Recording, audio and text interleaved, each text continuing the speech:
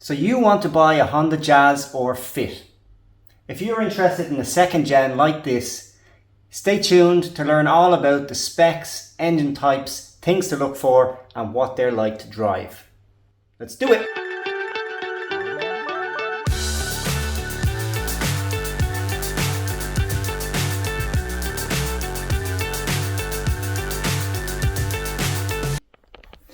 The second generation Jazz was available from 2007 and it rolled out in most countries in 2008. This second generation ran up until 2014, which then the third generation came out.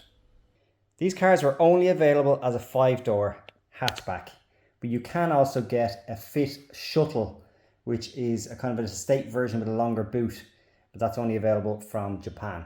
There is a vast variety of engines and gearboxes, so I'll run you through some of the options and hopefully it won't get too complicated. The engines are divided into two categories: petrol engines and hybrid engines. The petrols came in three sizes: a 1.2, 1.3, sometimes referred to as a 1.4 because it's a little bit over 1.3 litres, and a 1.5. The 1.2 had 89 horsepower. The 1.3, like this, had 99 horsepower, and the 1.5, which is only available in Japan and the US, had 118 horsepower. The hybrids had the same 1.3 and 1.5 engine, but also with that hybrid assistance, the IMA, which stands for Integrated Motor Assist, have a little bit more horsepower, but more importantly, they have more torque. Again, the gearboxes are not straightforward. There was a large selection of gearboxes in different markets, so it will depend on where you're located. In Ireland and the UK, there was actually an automated manual available very early on, but in other countries there was a kind of more traditional automatic. More commonly seen in the second generation, however, is the CVT gearboxes. And finally, there was a 5-speed manual gearbox also.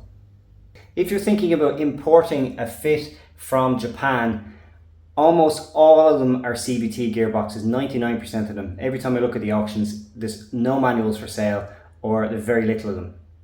Also, the manual gearboxes from Japanese models all seem to be low spec ones and not, the highest spec 1.5 RS and those kind of models. They're all CVTs. There were also some other quirky options available in Japan, like always. There was a 4-wheel drive 6-speed manual, but incredibly hard to find. For the trims, it's a bit more straightforward. There is two kind of lower spec trims, which is the LX and DS. And then the higher spec trims are SI, RS and Sport, which are kind of available in different markets depending on where you are. For example, the SI and the Sport are very similar to each other, whereas the SI is sold in the UK and Ireland and the Sport was named that way in the US. The example I have here is an SI, and this shows some of the differences of the sportier models. So there's a different front bumper, different side skirts, different rear bumper, and I think there's different headlights as well. Something to note here about the SI models is, although this kit all came with it, the spoiler did not. This is something I added extra. I believe it was on some of the RS models, or certainly it was an option. The hybrids also have some slightly different specs about them, including HID headlights and LED clear lights on the back. The petrol engines are incredibly fuel efficient. In fact, there's not really a huge upgrade when you move to the hybrids as far as your miles per gallon or litres per 100 kilometres.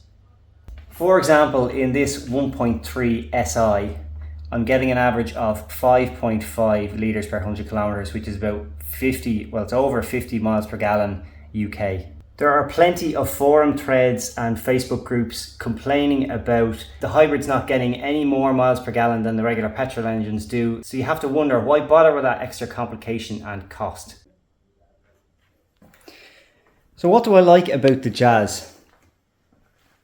Well, one of the things I really love about this car is just its simplicity. There's no excess. What do I mean by that? There's no keyless entry or keyless start. There's no turbo. There's no dual mass flywheel. There's no sunroof to get leaks from. The engine runs on a timing chain, so again, one less thing to worry about. They're incredibly easy to work on. Overall, they just have a really efficient design and the ergonomics are excellent. I'm sure you know all about the magic seats, and you've seen it in probably other videos. I have a child seat in here at the moment, but there's a huge amount of flexibility you can do with this space. From a practical standpoint, the boot is just massive for this class of vehicle. I would say it's probably equal to a Civic, like the next kind of size up as far as boot space. There are some compromises for this practicality. And one of them is to make all that space work in the back, they've moved the petrol tank to be under the front seats. So that's either a positive or a negative, depending on what way you want to look at it. From a sports car perspective, this is not a sports car, but for a sporty car, it means that the seats, although they are height adjustable, they sit incredibly high because you're sitting actually on top of the petrol tank. But that said, it makes it much easier to get in and out. You're not, sitting super low to the ground. A lot of older people seem to like it, which is why a lot of grannies own these. This is my car. I've named it Jazzy Jeff. As I'd expect from a car of this size and just being a Japanese car and not German, it's also incredibly low weight. So they weigh just under a ton. The engine is typical Honda, incredibly easy to drive, light clutch, excellent gear change, and just needs to be revved to get the most out of it. There's just almost no torque low down, so you really need to rev it to get anywhere, which if you're familiar with VTEC engines, you know that's nothing new. There are some things I don't like about the Jazz, however, so I'll run through those now. Starting off with the clutch.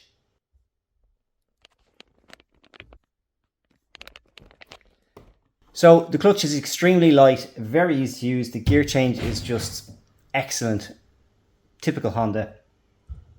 However, just like the CRZ, if you've seen my previous video about that, it has the same issue with this car. It's not really an issue, it's more of a design decision, but essentially there is a valve in the slave cylinder that doesn't let you do super fast shifts.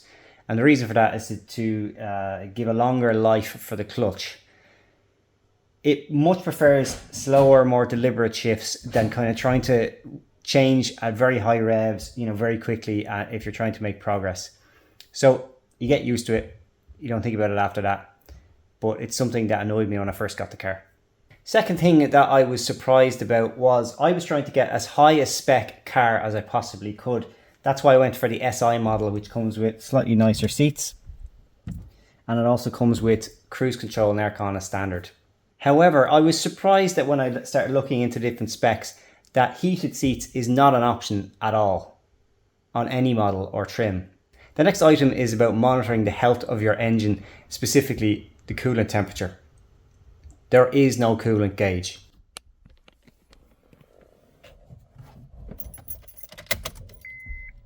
Instead, you just get this blue coolant light here, which turns off when it reaches operating temperature, and then will come back on, I think, as red if it ever overheats. I've never seen it overheat.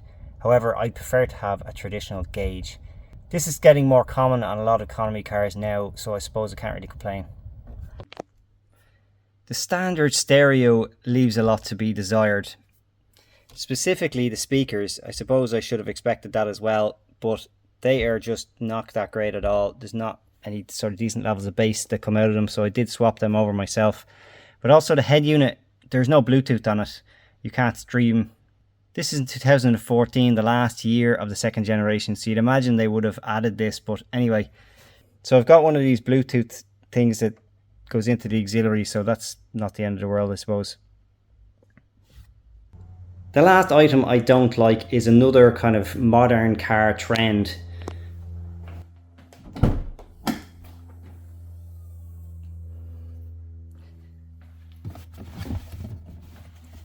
There is no spare wheel as standard. I went and I sourced this separately myself because I just prefer to have a spare wheel instead of that goo and inflator that they give you as standard. So what should you look out for if you're looking to buy one of these cars? Well, start with the standard stuff. Look at the chassis legs in the engine bay, look at the boot floor, look at any evidence of crash damage, any kind of rippling in the bodywork. overspray, anything like that. These engines are incredibly reliable. However, you should always check under the oil filler cap for any evidence of mayonnaise or head gasket failure. The early automated manual gearboxes sold in Ireland and the UK were meant to be troublesome, and personally I would just avoid those altogether. I also absolutely hate the CVT gearboxes, so I wouldn't touch them either. The manuals are excellent and I would always go for one of them if you can find one. They are a lot harder to find though, even for the ones that were sold in Ireland and the UK. Automatics are more prevalent. If you do go for a hybrid, just like the same scenario with the Honda CR-Z, if you find that an IMA fault comes up on the dash, don't panic. 9 times out of 10, what happens is the 12 volt battery gets low and then all the electronics freak out. So if you ever do have an IMA light that comes up on your dash on a Honda hybrid of any sort, first thing you should do is change the 12 volt battery. More often than not, it will clear all of the issues.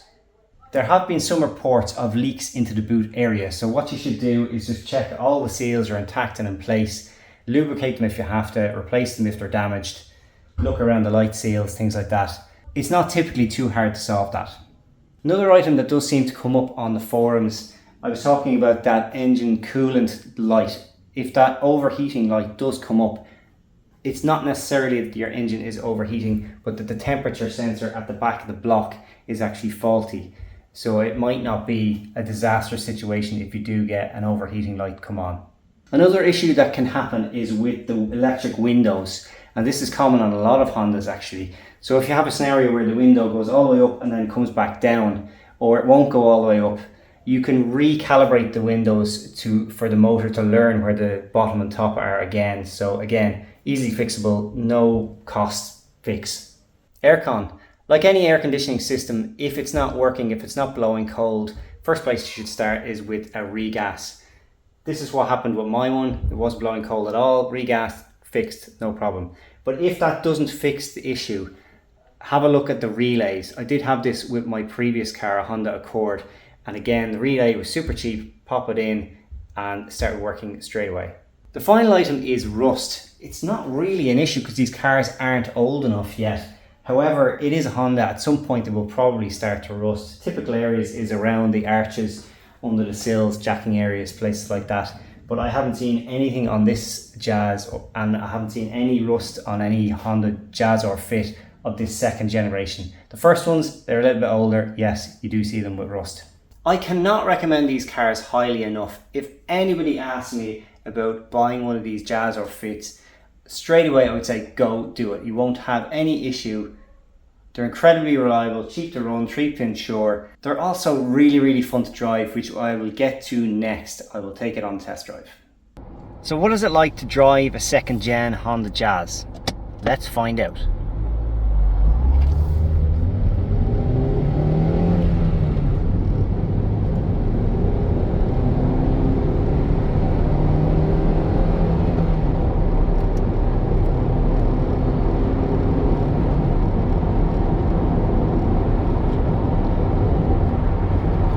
The first thing that you notice when you drive this car is just the lightness.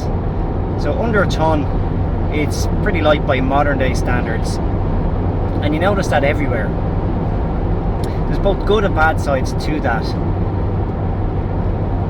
So you do get a lot more road noise, tyre noise, you get wind noise. There just isn't that same level of dampening there that you would get in a German car or an Audi or something like that.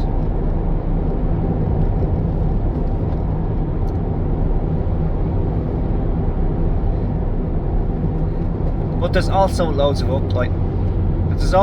upsides to that lightness, as I will show now as I throw it into a roundabout. It just changes direction really quickly. It's really direct. It also moves around a bit on the tyres. The tyres on this are only 185 profile. It's so skinny. So it means it's kind of lively and it's moving around and it's fun and it's, you know, you feel like you're kind of on the edge when you're not really. They do hold on and grip, but if you're mid-corner and you lift off, it does tuck in nicely and it just has really nice dynamics. pretty softly sprung, so there's quite a lot of body roll. I'm used to MX-5, so it doesn't bother me too much really.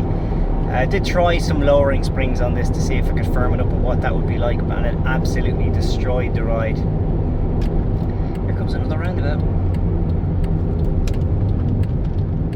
It's a momentum car. Never brake.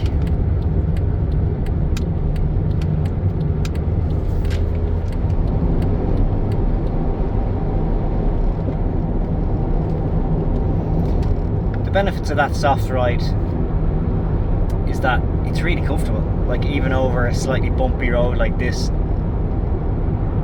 or some really bumpy roads close to my house,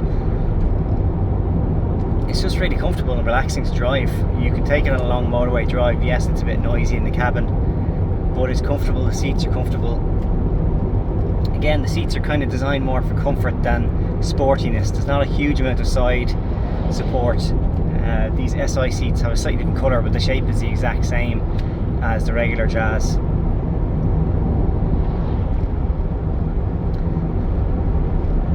The cockpit is, it's a mix of kind of cheap plastics, but everywhere that you touch is good quality material. So the steering wheel is a kind of leather wrapped, stitched. The gear knob is really nice. Even on the armrests here, on the top of the doors, if you ever drive with your arm up out the window or whatever, it's comfortable. There is no center armrest here. It doesn't really bother me, but cruise control is really what makes it for me. I find it very hard to drive cars without cruise control. I'm so used to it now. So that was one of the benefits of the SI model. It was one of the only ones that actually had cruise. I think some of the hybrids do also. But then you have to put up with the terrible CVT gearbox.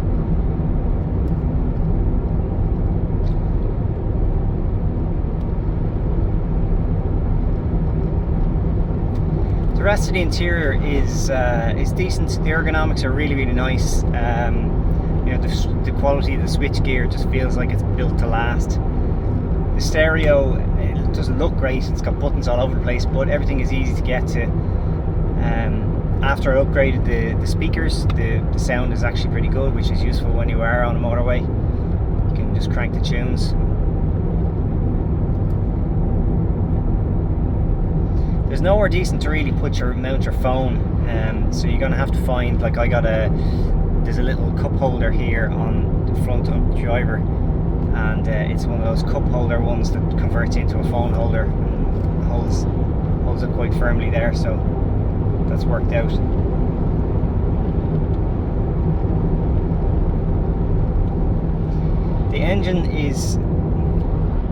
The gearbox is a 5-speed unit, and the engine just has no torque low down, so you really need to rev it out. It does seem to like it. It really picks up in high revs, and sounds pretty good high up as well, but if you're not used to that type of driving, I'm sure you'd find that quite frustrating. Does mean around town, low revs, you might not have a whole lot of torque, but it's very relaxing to drive. The clutch pedal is really light. All the controls are light. In fact, the steering, the gear linkages for the gear change, it's all easy to use. Overall, it's one of those cars that, like, having owned so many more powerful cars and more sporty cars, I really shouldn't like this type of car, but it's just so back to basics fun. It's also a Honda, so it's, reliable and easy to work on.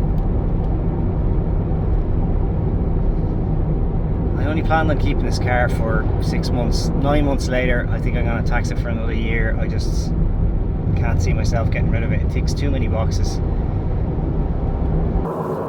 From a practical standpoint, the visibility is excellent in this car. You can see all around. You don't need reversing sensors. There isn't any on this car anyway, because you can see so clearly out of the back, even though the windows are tinted in the rear windows and the rear windscreen. You can still see out at night. It's no issues. There's also these little quarter lights here at the front that give you excellent visibility when you're parking close to something. So hopefully that's useful for anyone out there thinking about buying a Jazz or Fit. I can't recommend these cars highly enough. They are excellent. Reliable, practical, fun. You won't regret it. Slán.